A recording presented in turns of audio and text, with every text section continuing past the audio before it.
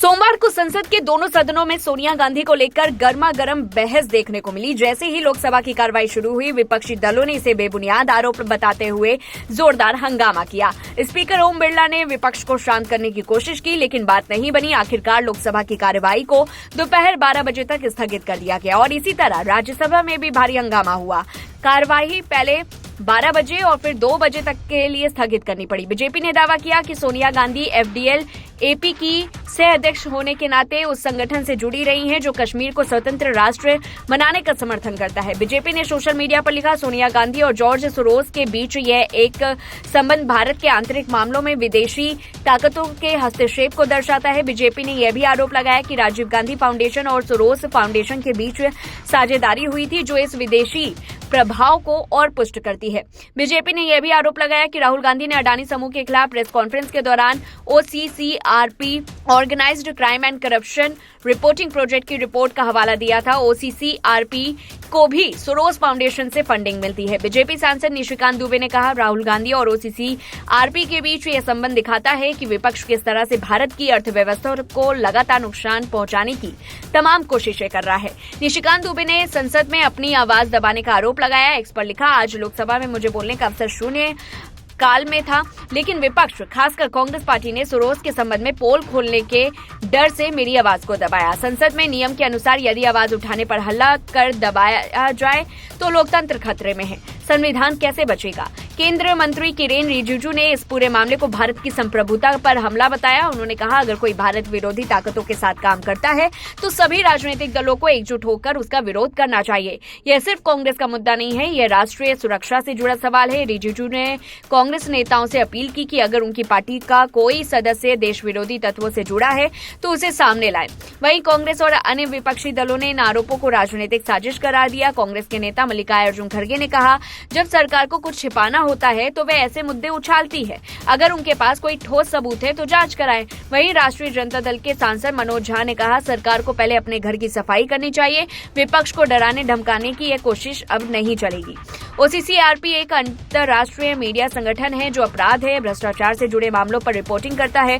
BJP ने आरोप लगाया है कि यह संगठन भारत की छवि खराब करने और मोदी सरकार को अस्थिर करने के लिए विपक्ष के साथ मिलकर काम कर रहा है। हालांकि अमेरिका ने इन आरोपों को खारिज करते हुए कहा कि ओसीसीआरपी जैसे संगठन स्वतंत्र रूप से काम करते हैं और उनकी संपादकीय नीति पर किसी का नियंत्रण नहीं होता। बहरहाल सोरोस और सोनिया गांधी के बीच कथित संबंधों को लेकर संसद में उठा यह मुद्दा राजनीतिक संघर्षों का नया अध्याय बन गया है। जहां बीजेपी इसे राष्ट्रीय सुरक्षा का सवाल बता रही है तो वहीं विपक्ष इसे ध्यान भटकाने की चाल करार दे रहा है। आने वाले दिनों में यह देखना दिलचस्प होगा कि यह विवाद संसद के बाहर जनता के बीच कितना असर डालता है। भाजपा ने गुरुवार को राहुल गांधी पर ऐसा आरोप लगाया कि जो सुना वह सन्न रह गया। पार्टी के प्रवक्ता और लोकसभा सदस्य संबित पात्रा ने एक प्रेस कॉन्फ्रेंस की और दो टूक कहा कि कांग्रेस नेता राहुल गांधी गद्दार व देशद्रोही हैं। भाजपा के आरोपों पर कांग्रेस से आग बबूला हो गई और उसने लोकसभा स्पीकर को चिट्ठी लिखकर संबित पात्रा के खिलाफ कार्रवाई की मांग कर डाली। आखिर क्या है ये पूरा मामला और भाजपा सांसद ने ये बात क्यों कही कि राहुल को देशद्रोही व गद्दार कहने में ना तो कोई डर है और ना ही कोई झिझक। हम आपको पूरा विवाद बताते हैं जिसको लेकर कांग्रेस व भाजपा में गहरा विवाद है। दरअसल बात 2 दिसंबर को एक फ्रांसीसी अखबार मीडिया रिपोर्ट में प्रकाशित report the hidden links between a joint of investigative journalism and the US government को लेकर हो रहा है। रिपोर्ट में organised crime and corruption reporting project यानी कि ओसीसीआरपी अमेरिकी सरकार का प्रभाव वाला एक संगठन वैश्विक मीडिया एजेंसी है, जबकि ओसीसीआरपी का दावा है कि वह वर्ल्ड वाइड पत्रकारों का एक नेटवर्क जो भ्रष्टाचार व अपराध को लेकर निष्पक्ष रिपोर्टिंग करता है। रिपोर्ट में यह भी कहा गया है कि बाइडेन प्रशासन से इस संगठन को वित्तीय मदद मिलती है। इसके अलावा अलग अलग देशों यानी कि खासतौर से पश्चिमी देशों से भी इस संस्था की मदद करते हैं। भाजपा प्रवक्ता और पुरी से लोकसभा सदस्य संबित पात्रा ने बताया कि एक अमेरिकी उद्योगपति है जॉर्ज सोरोस जो भारत के बढ़ते कदम को लेकर दुर्भावना रखते हैं और दूसरी तरफ एक वैश्विक एजेंसी व न्यूज पोर्टल है OCCRP, जबकि तीसरे कोड पर खड़े हैं कांग्रेस नेता राहुल गांधी। आरोप है कि जॉर्ज सोरोस की ओपन सोसाइटी फाउंडेशन से OCCRP को फंडिंग होती है। OCCRP, सोरोस, अमेरिका के डीप स्टेट आपस में जुड़े हुए हैं। इनसे भारत की प्रगति देखी नहीं जाती, लिहाजा ये भारत की एकता व अखंडता को तोड़ना चाहते हैं। OCCRP लगातार भारत विरोधी रिपोर्टिंग करता रहा है और गौतम अडानी के खिलाफ जो रिपोर्ट छपी है उसमें भी इसकी बड़ी भूमिका रही। कोई रिपोर्ट प्रकाशित होती है और सोरोस कुछ कहते हैं, तत्काल राहुल गांधी उनकी रिपोर्ट को लेकर आरोप लगाने के लिए बैठ जाते हैं, मानो राहुल गांधी उनके एजेंट हो। OCCRP अमेरिका में जॉर्ज सोरोस और डीप स्टेट के हितों से जुड़ा हुआ है। संबित पात्रा ने राहुल गांधी को देश विरोधी व गद्दार साबित करने के लिए कई उदाहरण भी दिए। उन्होंने बताया कि कोरोना काल में ब्राजील ने जून 2021 में ही कोवैक्सीन के लिए $324 के सौदे से हाथ खींच लिए थे, लेकिन कांग्रेस तब कुछ नहीं बोली। जैसे ही 1 जुलाई को OCCRP ने इस मुद्दे को उठाया, कांग्रेस ने इसे लेख को मुद्दा बना लिया और सवाल दागने शुरू कर दिए। ठीक इसी तरीके से अडानी मामले में हुआ।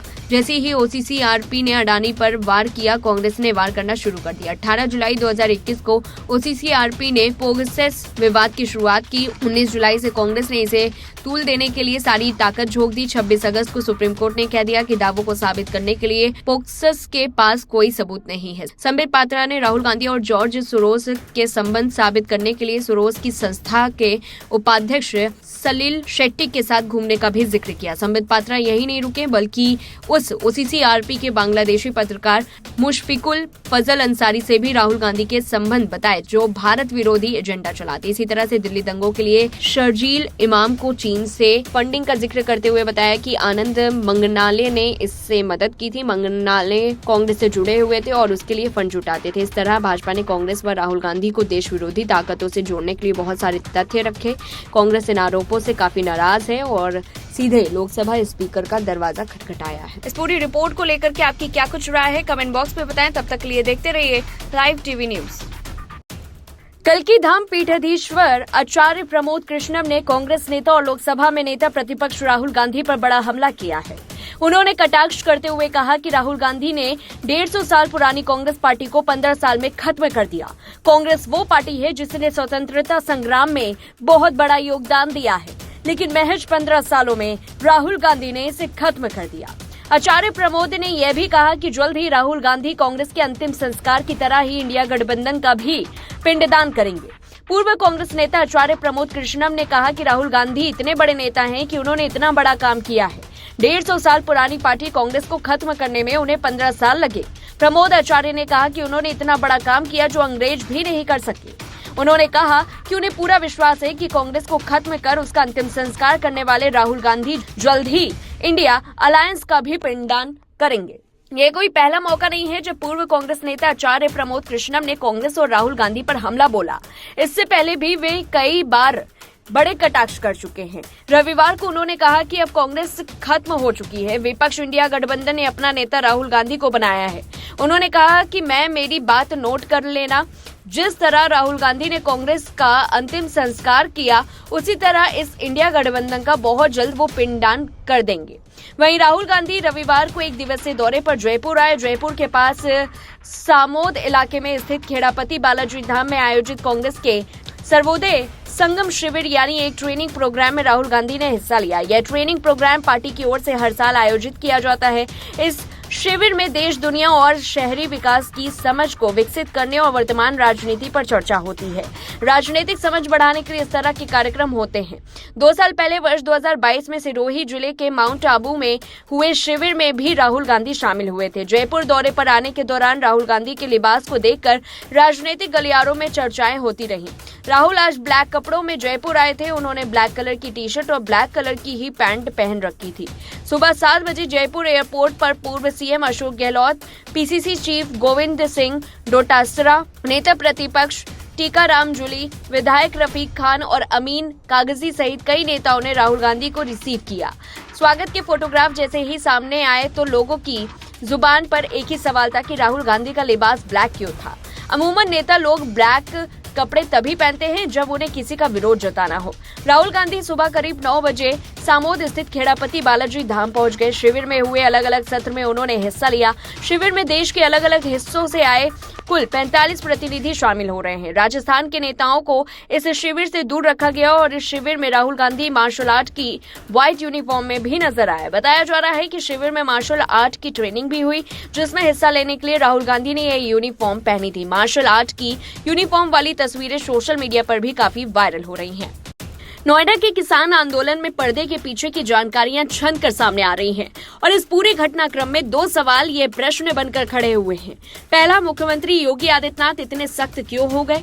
भारतीय किसान यूनियन के राष्ट्रीय प्रवक्ता राकेश टिकैत ने यकायक आंदोलन से किनारा आखिरकार क्यों कर लिया? इन दोनों सवालों के जवाब आपको मिलेंगे। किसान नेताओं की आपसी फूट और श्रेय लेने की होड़ ने इस आंदोलन को खत्म कर दिया। उन हजारों किसानों, महिलाओं और बुजुर्गों को नुकसान पहुंचाया है जो दिन रात भूखे प्यासे और गर्मी सर्दी में नेताओं के पीछे खड़े रहे। सामान्य रूप से किसान हकों पर खुले मन से फैसला लेने वाले मुख्यमंत्री योगी आदित्यनाथ गौतम बुद्ध नगर किसान आंदोलन पर अचानक सख्त हो गए। 2 दिसंबर को किसानों ने संसद कूच किया, पुलिस ने रोका और 7 दिनों का वक्त लेकर नोएडा के दलित प्रेरणा स्थल में बैठा दिया। अगले 3 दिन सितंबर को दलित प्रेरणा स्थल से 123 किसानों को गिरफ्तार करके जेल भेजा गया था। पुलिस के इस एक्ट को किसानों से धोखा समझा गया। भारतीय किसान यूनियन और राकेश टिकैत किसानों के पक्ष में खड़े हो गए। 4 दिसंबर को पूरे वेस्ट यूपी में भारतीय किसान यूनियन ने हंगामा खड़ा कर दिया। मजबूर होकर दोपहर बाद लखनऊ के आदेश पर सारे 123 किसानों को बिना शर्त रिहा किया गया। रिहाई के तुरंत बाद गौतम बुद्ध नगर पुलिस की ओर से किसानों को बातचीत का ऑफर दिया गया। मुख्यमंत्री के आदेश पर 5 अफसरों की समिति का गठन किया गया। समिति जल्दी काम शुरू करेगी, उससे पहले आप लोग लखनऊ जाकर मुख्यमंत्री से मिल लें, उनके सामने अपनी बातें रखें। सभी किसानों को 10% आबादी का प्लॉट और 64.7% अतिरिक्त मुआवजा देना प्रशासनिक आधार पर संभव नहीं है। सुप्रीम कोर्ट और हाई कोर्ट के आदेश आड़े आते हैं। ये काम सरकार ही कर सकती है और इस ऑफर को दरकिनार कर दिया गया है। ग्रेटर नोएडा में रुपेश वर्मा ने ऐलान किया कि कल संयुक्त किसान मोर्चा की बैठक होगी और उस बैठक में आगे की रणनीति पर विचार किया जाएगा। जरूरत पड़ी तो फिर संसद कूच करेंगे। दूसरी तरफ नोएडा में सुखबीर खलीफा ने ऐलान कर दिया, कल किसानों का रैला दलित प्रेरणा स्थल जाएगा, उसके बाद संसद कूच होगा। उसकी भाषा बेहद तीखी थी। इन बयानात के 2-3 घंटे बाद ही गौतम बुद्ध नगर पुलिस ने फिर सारे किसान नेताओं को गिरफ्तार कर लिया। 4 दिसंबर की रात जब पुलिस किसानों की धरपकड़ कर रही थी कि तभी 11:51 पर योगी आदित्यनाथ के कार्यालय ने ट्वीट किया, लिखा, गौतम बुद्ध नगर हो, अलीगढ़ हो या संभल अथवा कोई अन्य जनपद, अराजकता फैलाने की छूट किसी को नहीं दी जा सकती। और इस ट्वीट की भाषा पर गौतम बुद्ध नगर में खूब चर्चा हुई। लोगों ने इस बात पर आश्चर्य प्रकट किया कि सीएम ने किसानों को संभल के दंगाइयों जैसे अराजक लिख दी। रुपेश वर्मा 2 दिन बाद 6 दिसंबर को गिरफ्तार किए गए।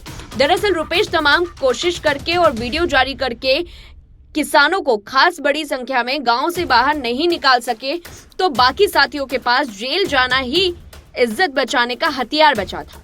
इस सवाल का जवाब किसानों को मुख्यमंत्री की ओर से बात करने का ऑफर 4 दिसंबर को पहली मर्तबा नहीं मिला था।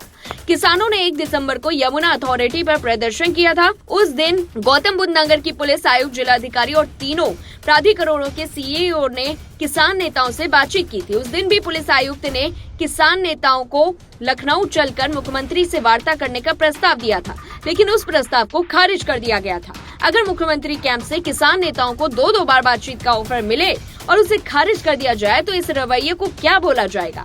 लोकसभा चुनाव से पहले मुख्यमंत्री ने हाई पावर कमेटी बनाई थी और उस कमेटी ने किसान हितों में कई अच्छी सिफारिश की। उन पर प्राधिकरणों ने अमल शुरू किया है और उन सिफारिशों पर भी बातचीत करने के बजाय आंदोलन शुरू कर दिया।